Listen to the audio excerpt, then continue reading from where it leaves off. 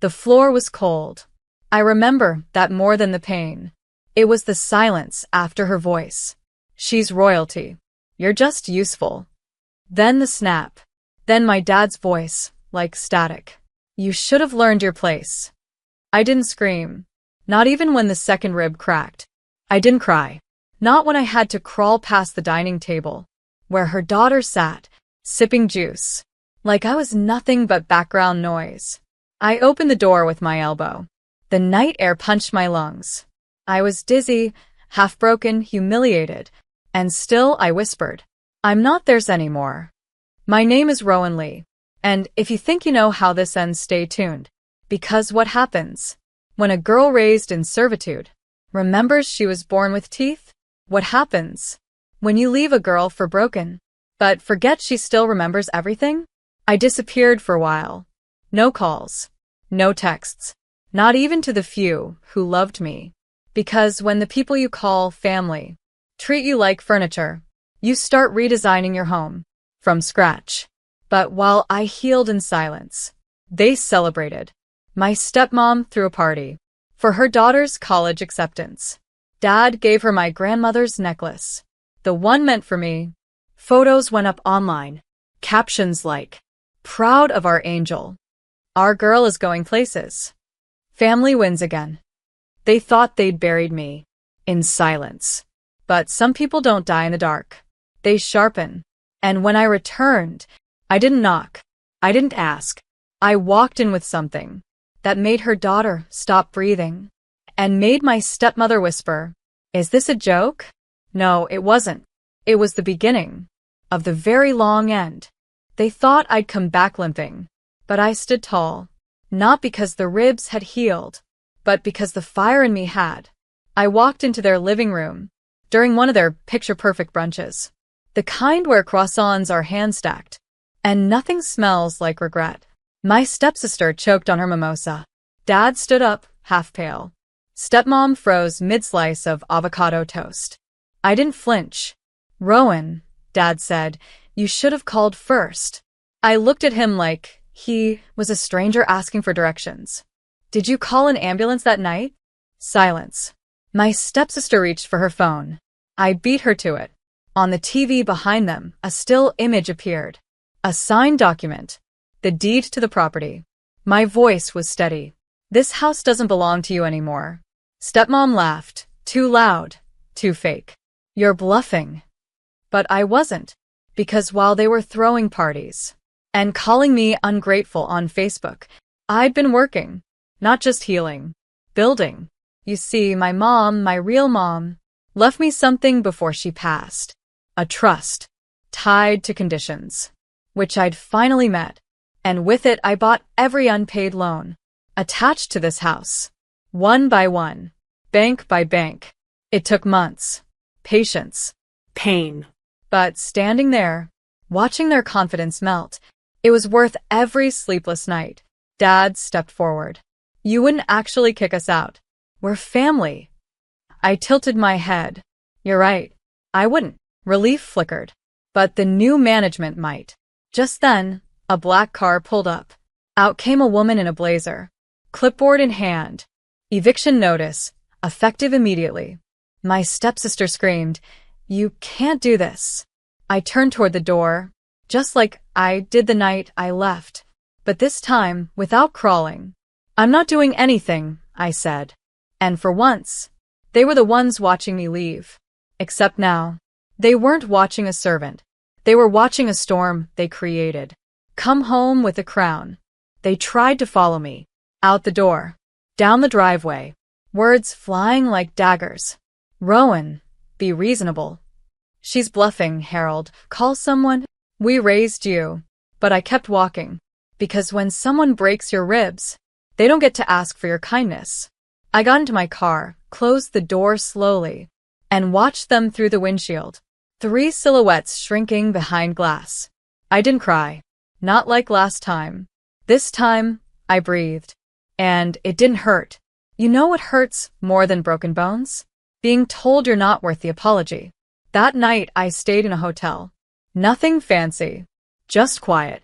A place where I wasn't someone's servant or burden. or just useful. I turned off my phone, let their voicemails rot in silence. The next day, the internet woke up. Because I didn't need to scream. I only needed to post one picture. Taken the night, I crawled out of that house. Bruised, blood on my shirt, eyes swollen.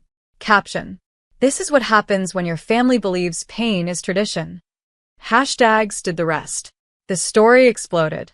People started asking questions. People they cared about. Colleagues, neighbors, business partners. Turns out, abuse isn't so easy to explain away when it's printed on screens. My stepmom tried to DM me.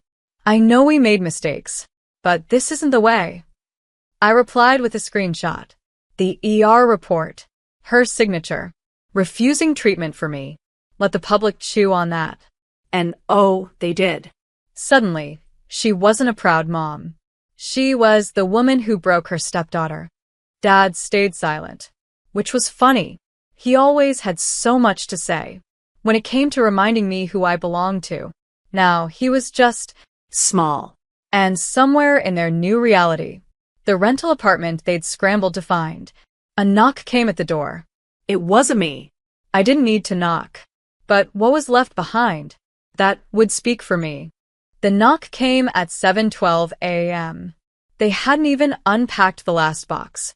Dad opened the door, bleary-eyed. On the welcome mat, a small, square parcel. No note, no return address.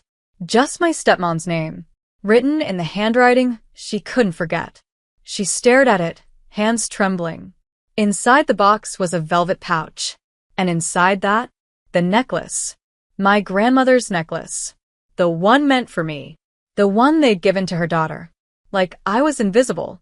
But this time, it came with something else. A photo of me, standing in front of the local women's shelter, wearing that same necklace, smiling. A caption printed on the back. This is where the story changed, because while they were busy covering their tracks, I was building a trail.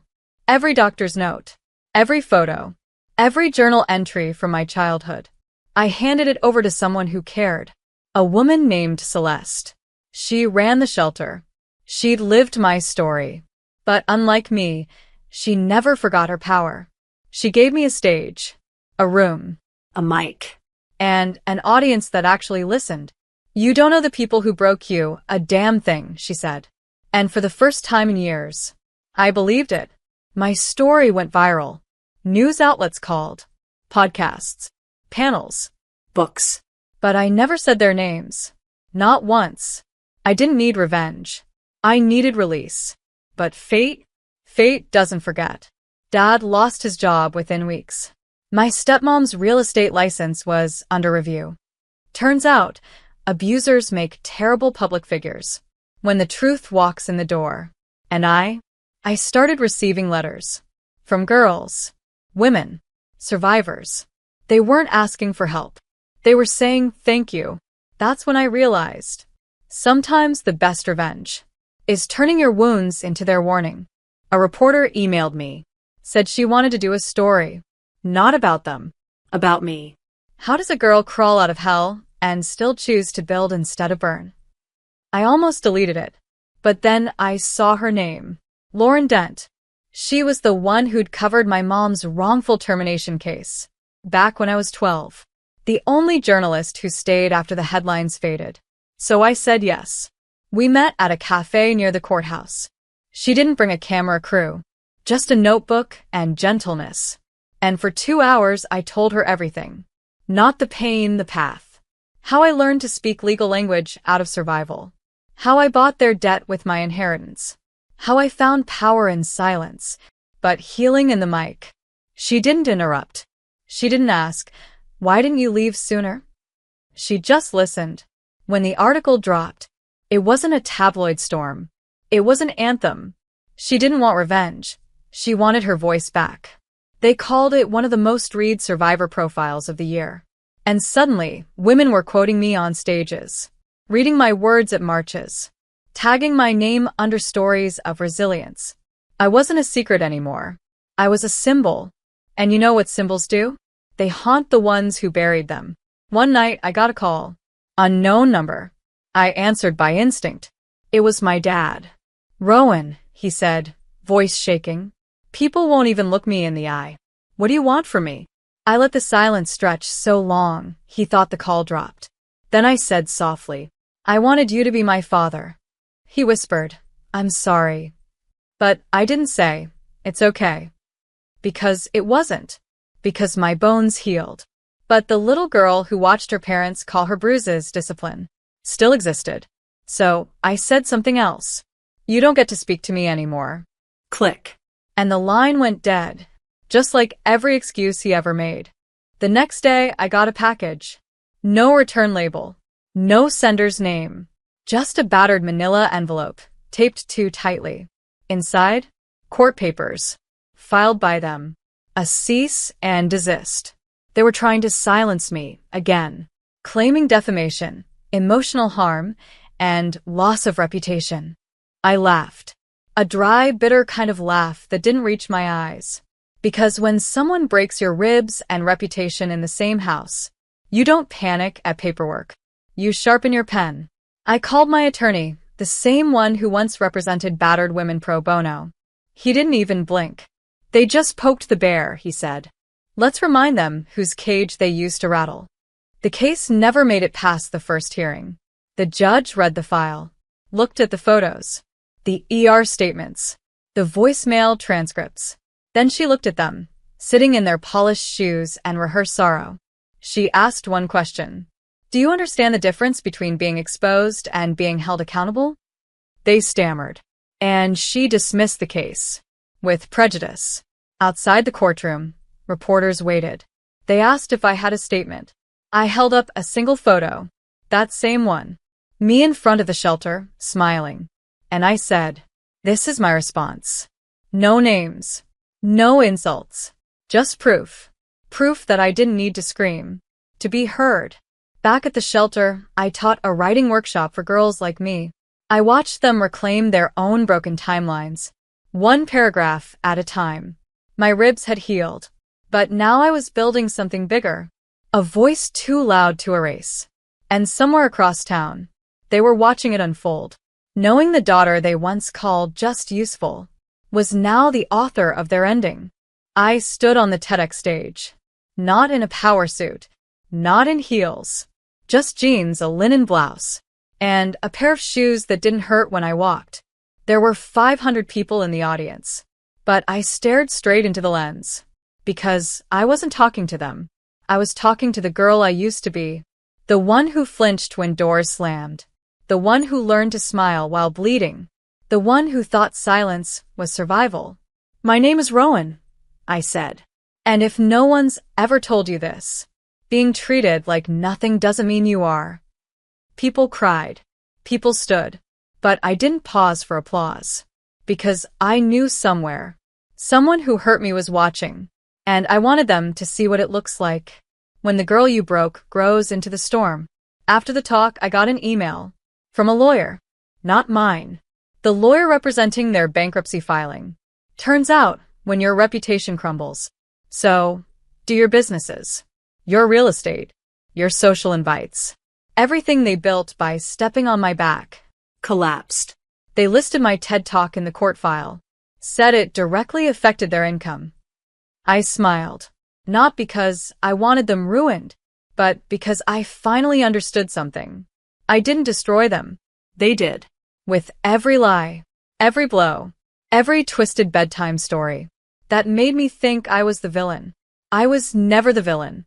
I was the record keeper, the silent witness, the girl with broken ribs and a spine of iron.